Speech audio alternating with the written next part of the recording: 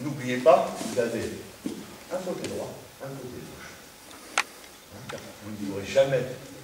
Quand je fais judo,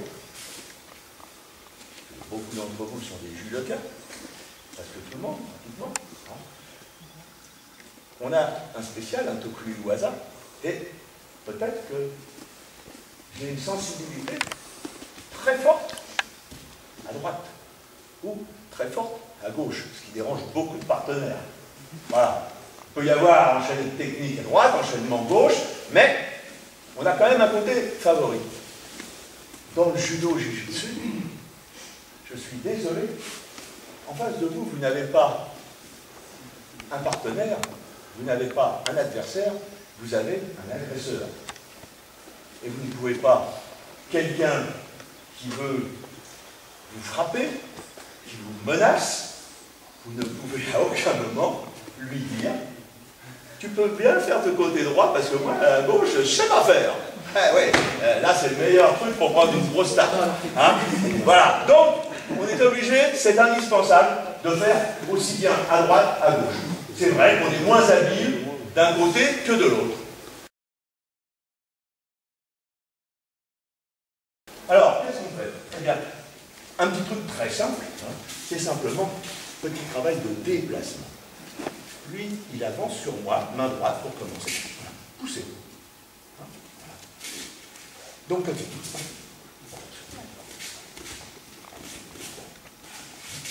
Donc, il avance et pousse. Hop, le voilà là. Hop, il est devant moi. Et maintenant, hop. Voilà. Et là, maintenant, automatiquement, pour lui, c'est gauche. Non, à gauche. Hein, voilà, c'est ça. Il n'est pas devant moi. Hein, voilà, et moi, c'est gauche. Hop. Voilà, je me retrouve devant lui et ainsi de suite. Donc, l'idée, c'est sincère.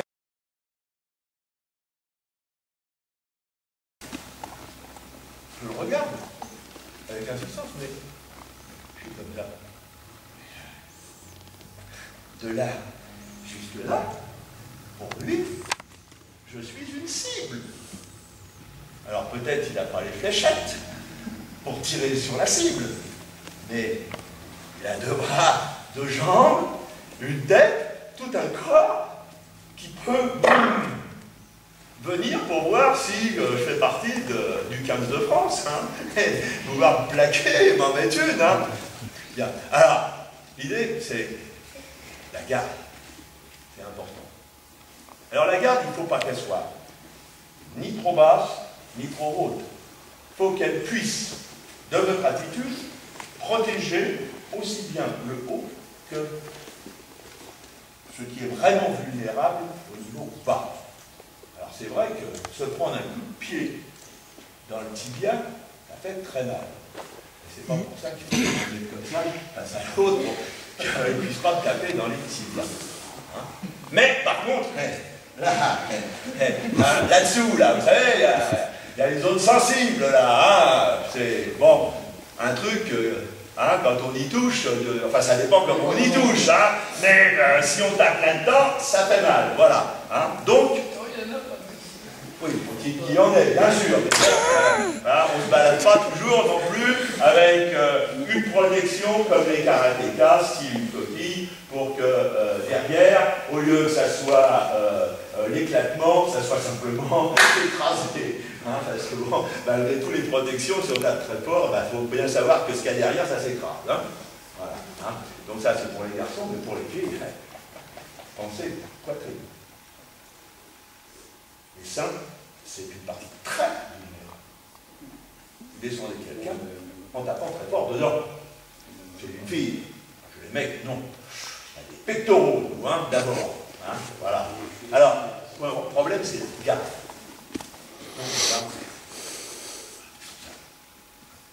Toujours une jambe avancée, une jambe reculée, jambe un peu fléchie, et donc hanche basse. Et là, les mains. Les mains et pas. Danse des canards, ça c'est pas possible. Hein. Parce que là, à partir de là, hein, je peux aussi bien intervenir en haut, en bas. Donc, ce que l'on va faire, sans se presser, c'est lui, par exemple, il recule. Moitié de tapis, vous inverserez vos positions. Lui, il recule, moi, j'avance. Et on essaye, ça ne bouge pas. Voilà. Je précise certaines choses parce que, on regarde. C'est comme ça. Là, je peux être en garde. Hein. Je vais vous dire qu'il va se passer quelque chose. Sous peu. Hein. Et j'aurai du mal à éviter. Comme lui, il aura du mal à éviter. Hein, parce que là, même s'il est bien en garde, hein, je suis comme ça et bam, je lui en mets un par en dessous. Il n'a même pas le temps de comprendre qu'il ne peut pas défaire. Donc, distance suffisante qui vous permet de réagir. Comme tout à l'heure, la première réaction, c'est sortir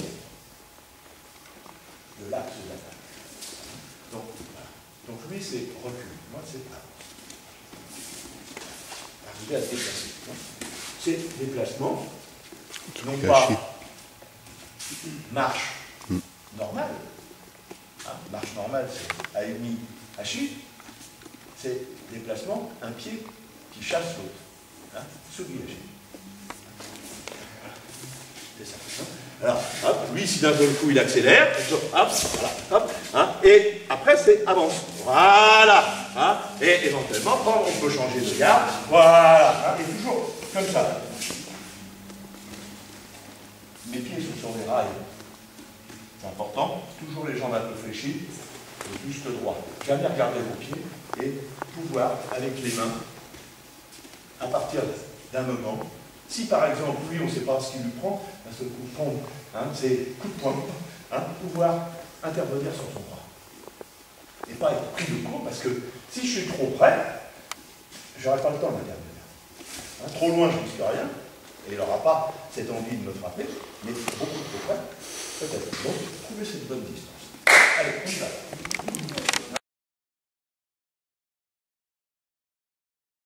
Technique d'immobilisation, technique de clé. D'abord, pour moi, c'est indissociable. Si vous regardez votre licence, il est écrit licence judo jiu-jitsu. Donc, si je ne suis qu'un compétiteur de judo, eh bien, malgré tout, vous faites judo jiu-jitsu et c'est comme ça.